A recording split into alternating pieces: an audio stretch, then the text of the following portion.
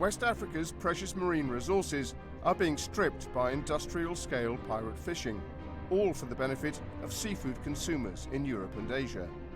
2 years ago, in 2 special reports from Sierra Leone, Juliana Ruhfus tracked down the vessels and crooks involved in stealing from some of the world's poorest people.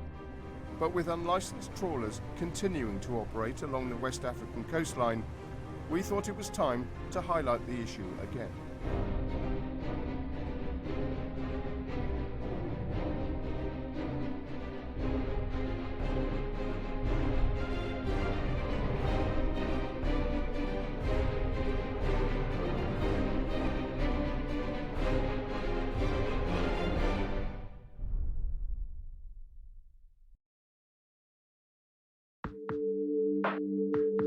Sierra Leone is home to some of the most beautiful and untouched coastlines in the world. For thousands of years, communities along the coast have depended on fishing to make a living. But today, this way of life is under threat. Thousands of tons of fish are caught in Sierra Leonean waters for consumption in Europe and in Asia annually. But not all of the trade is legal. In Sierra Leone, some of the world's most powerful fishing companies are stealing from some of the world's poorest people. Each year, Sierra Leone loses up to $29 million in fisheries income due to the illegal activities of foreign trawlers in Sierra Leonean waters.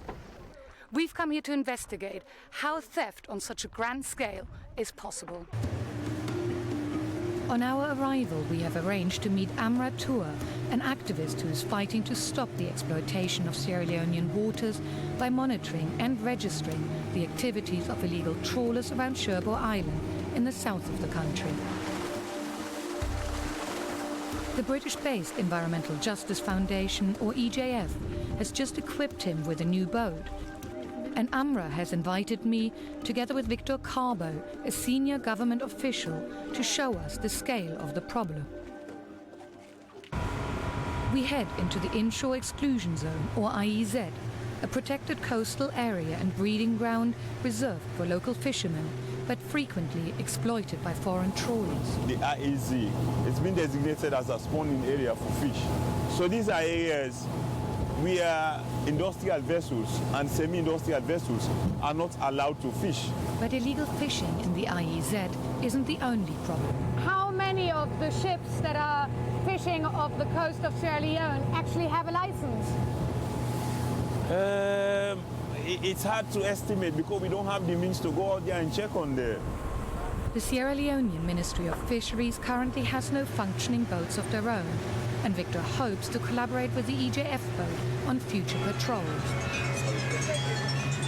Local fishermen are constantly updating Amra on the activities of industrial trawlers. I will call you later, please. Are you getting a lot of calls with information? Yeah, about 4 o'clock last night, I got a call from Kaba. He is the one who is giving me full information about trawlers. That the trawler normally comes closer at night, fishing, do illegal fishing.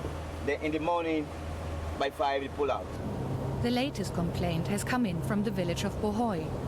Amra takes us there so we can see the impact of industrial fishing on local communities. What happened? They have destroyed our materials, our fishing gears, hooks, nets. Even I'm one of the victims. This one, the township of here. What time do they arrive in the evening? Around 5 o'clock. From yesterday evening till this morning. So do you think we can see them fishing now? No, they finished.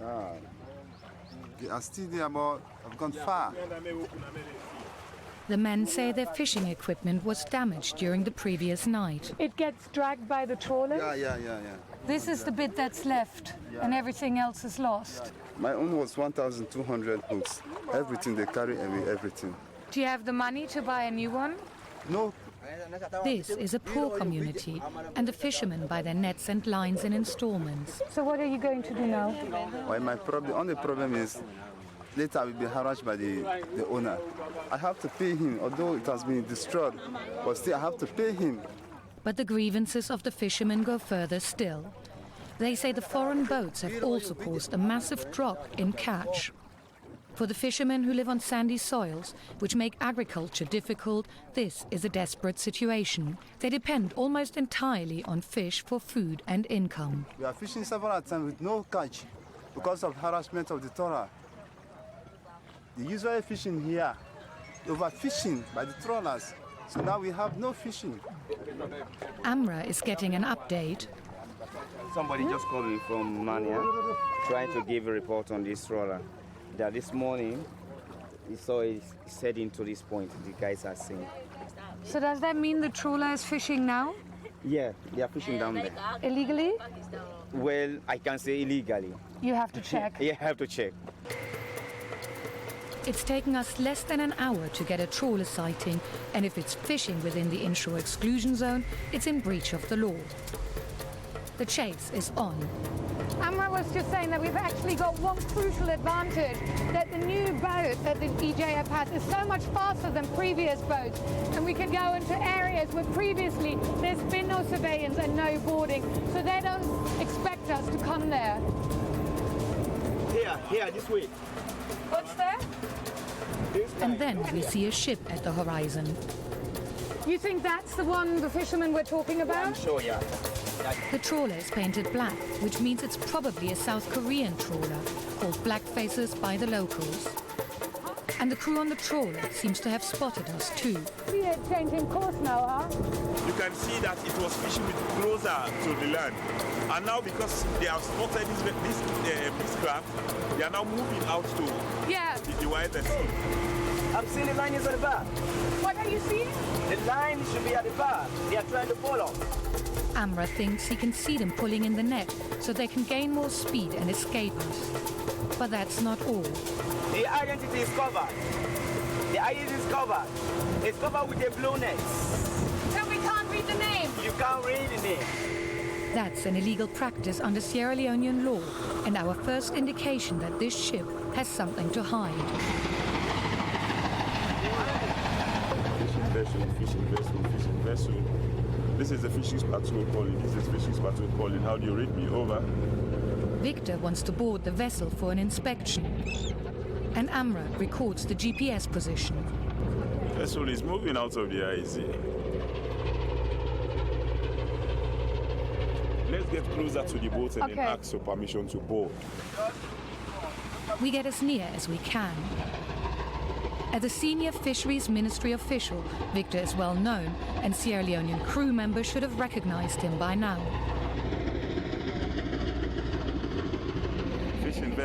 Refusing a boarding officer access is also in breach of Sierra Leonean law. Victor decides to change strategy. Take a snapshot of any of the fishermen on board, which would be an evidence that this was the boat.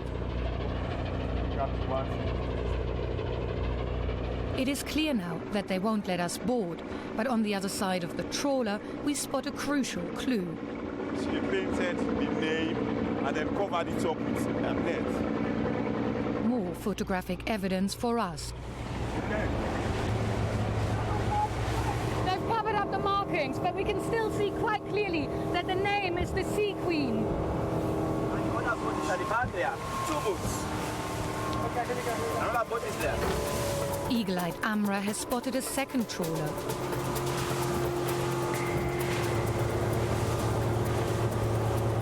But it ignores us too.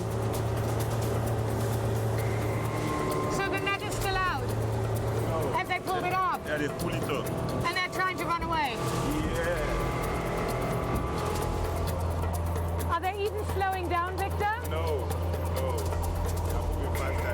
With the net pulled up, the trawler is gaining maximum speed. This vessel got information from the boat we are coming from that patrol vessel is around to let them pick up the net. So that's why you see them running. The trawler is moving fast towards the open sea, and we are forced to abandon the chase.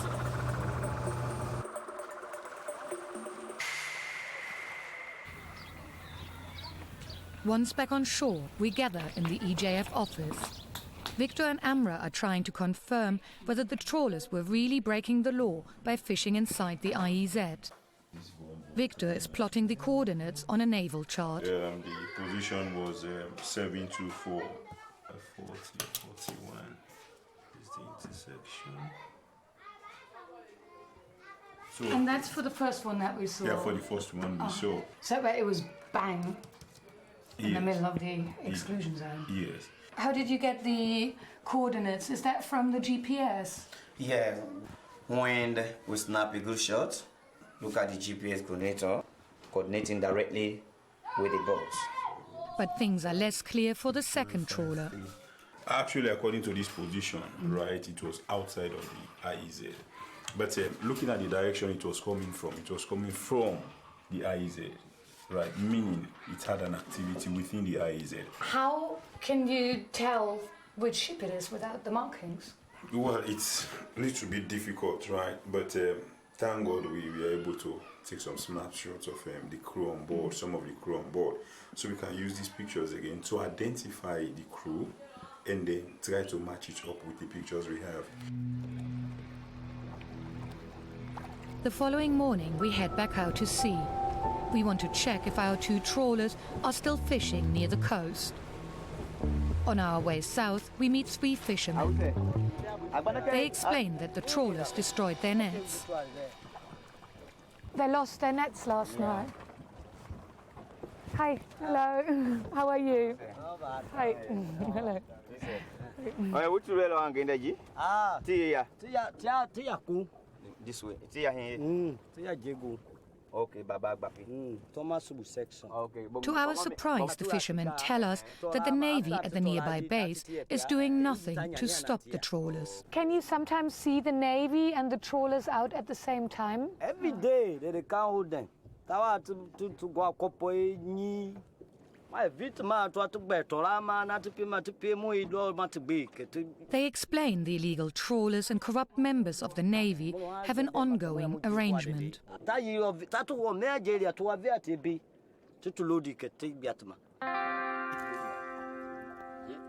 We leave the fishermen and the trawlers, which seem to be heading south towards Liberian waters, too far for us to pursue. Instead, we return to Sherbro Island to find the local Navy commander and to ask him about the allegations we've just heard. But Navy headquarters in Freetown refuses permission for an interview. We've heard a number of accusations against members of the Navy, accusing them of conniving with captains on board of illegal trawlers in return for personal gain. One thing's for sure, the 28 men based here at one of 4 of Sierra Leone's naval bases are woefully under-equipped. This boat here, their only one, hardly allows them to chase and arrest illegal foreign trawlers. With the suspect ships we filmed now out of reach, we feel that our time on Sherbro Island has come to an end.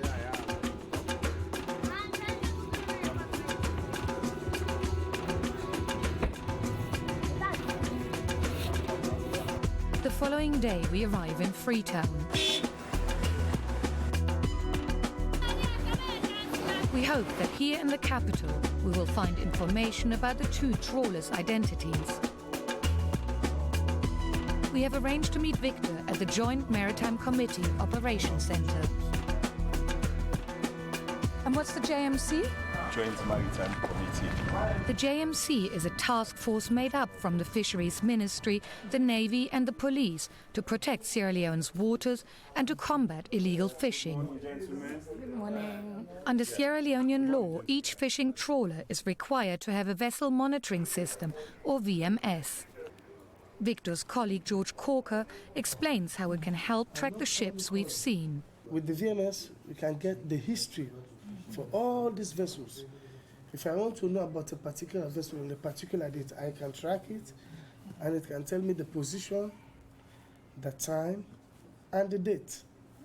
George finds 3 vessels that were in the location around the time we spotted the illegal trawlers. He tries to get their precise position. 5-star, of course, was not on the 21st. That was the reason why my colleague here, who was on that day, called the people who own the vessel. Although it is against the law, many trawlers turn their monitoring systems off, particularly if they are fishing illegally inside the exclusion zone. Aspari also, the 21st and 22nd, 23rd, Aspari was also off that particular day. Is it possible that there could have been any other vessels in that area that you didn't know about? We have some vessels, of course, that we are yet to install transponders on them. They just came in for license and they are on the high sea, they are fishing.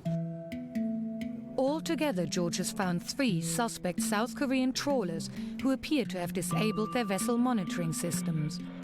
We leave the operations center equipped with their names: the 5-star, the Apsari and the Kum Myong. Okay, let's go and see the minister. But when we contact the Director of Fisheries to hand over our evidence for an official investigation, we're told he can't meet with us because the Fisheries Minister is abroad. Victor gets called into the ministry to write a report. And we decide to launch an investigation of our own. Our filming down south has stirred up a real hornet's nest. Many of the shipping companies, and in particular the agents, are politically very well connected, and the investigators don't want to make the first move until the fishing minister has come back from a trip abroad. In the meantime, we've had word that one of the 3 suspect vessels is coming into town, so we've hired a speedboat from the local yacht club in order to be able to have a look at it.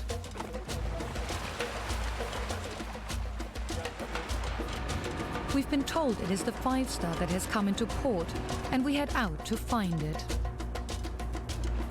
Many of the trawlers in the harbour are in a dismal state. And then we see our suspect vessel. That's what we think, a black face.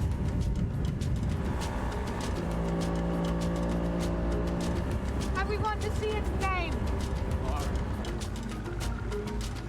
This is the 5-star. We've just seen its name, and we think that is the one that we filmed.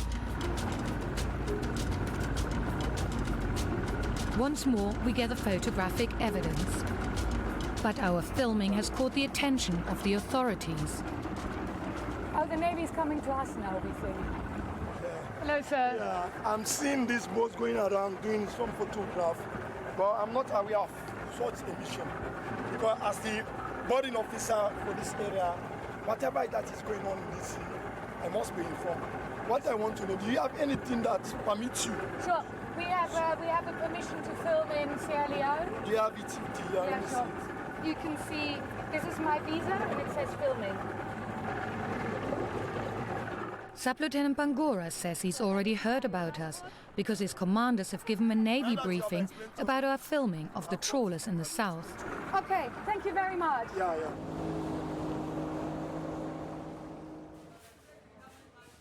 Back at the hotel, I compare the photos of the 5-star with the images of our illegal trawlers. This is the trawler that we filmed, and this is the 5-star. And I was told that there are a few things that I should look out for when I compare them. One is the hulls here on the side of the ship. There's 3 on the trawler that we caught. And then here's the 5-star, and then our hulls. Sadly, the trawler that we caught fishing illegally and the 5-star are not the same one. So we'll keep on looking. Illegal fishing in Sierra Leone has become a global concern, and fisheries experts around the world are beginning to help with our investigation. They can't find any references to the Sea Queen, but they are sending us photos to help identify the illegal trawlers. But as I compare the photos to our images, it becomes clear that it was neither the Kum Myong nor the Apsari which we filmed fishing illegally. With our 3 main suspects dismissed, it feels like we're back to square one. Having had no success contacting the Director of Fisheries, we try our luck with the Navy, and they agree to meet. So thank you for having us. Yes, thank you too for coming. Commander Kanu and Commander Conti are willing to take us into Freetown Port. Stand 9 on deck, sir.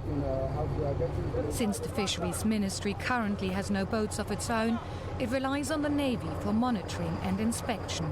Yeah, Bungoman number. To demonstrate the inspection of a trawler, the 2 commanders have arranged the boarding of a Chinese vessel. They say this is what happens when they are on patrol or when the Fisheries Ministry requires their assistance. Okay, we can allow you to go now. Okay, assist her. Hey, can you a minute, please? On board, we meet Bongo Man, the shipping agency's logistics manager. He lets us see the cool room where the catch is stored. Ooh, and slippery. Slippery, that is right. I think it's one to clear the first. Yep, so this is refrigerated. Yeah.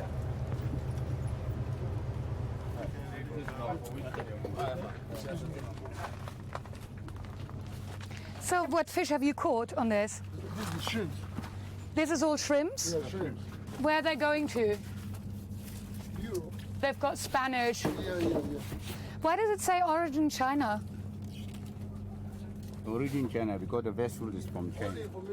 It is a legal but unfair arrangement for many African countries that, like Sierra Leone, don't yet qualify to export to the European market. The country of origin on the boxes matches that of the fishing companies, in this case China. Only a small number, which is meaningless to the consumer, reveals that the catch comes from Sierra Leone.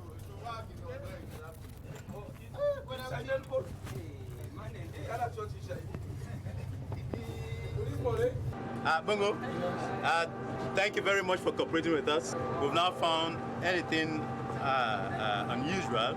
We do hope that we'll have a better cooperation each time we call upon you to board your vessel. Thank you. The commanders tell us this is the usual scenario. Virtually all foreign trawlers comply with the law. Back on land, I asked the commander's opinion on the corruption allegations we'd heard on Sherbro Island. Do you think it's at all possible that there can be corruption in the Navy where illegal fishing is involved? We have a very great record in the eyes of Sierra Leoneans and the sub-region of our achievement. Notwithstanding, not everybody knows exactly what our challenges are or how much we can do. So somebody, because of ignorance, would assume that a Navy man is involved in a corrupt activity because he does not know the nature of our job. If they see a Navy boat goes to that vessel and comes back without bringing that vessel under detention, they will say, they have given them money. If people are proud to come forward and provide evidence they can adduce in court to prove that a serviceman is engaged in this, then we're ready to let go of that man and try him. But our inquiries are taking us towards a different conclusion.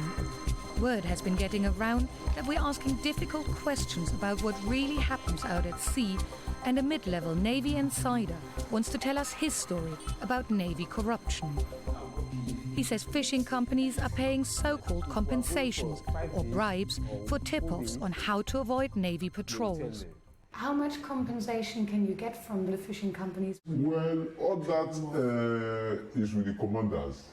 Even if you catch illegal boats, you the GM1, you want to say anything, they will prefer charge against you for being insubordination. Yes, they will say you are not disciplined. So, just because you're trying to do your job? Yes. I've been a victim. When I advised the officer, I said, officer, this boat is using the wrong dates. He prefer charge against me. He said, in fact, who are you to talk? I said, sorry, sir, I'm just saying what I've seen. He said, but at that time, he has link with the captain of the very boat. I was given 5 days extra duties. So the people in the Navy who profit from their business with the poachers are at the highest level? Yes, of course.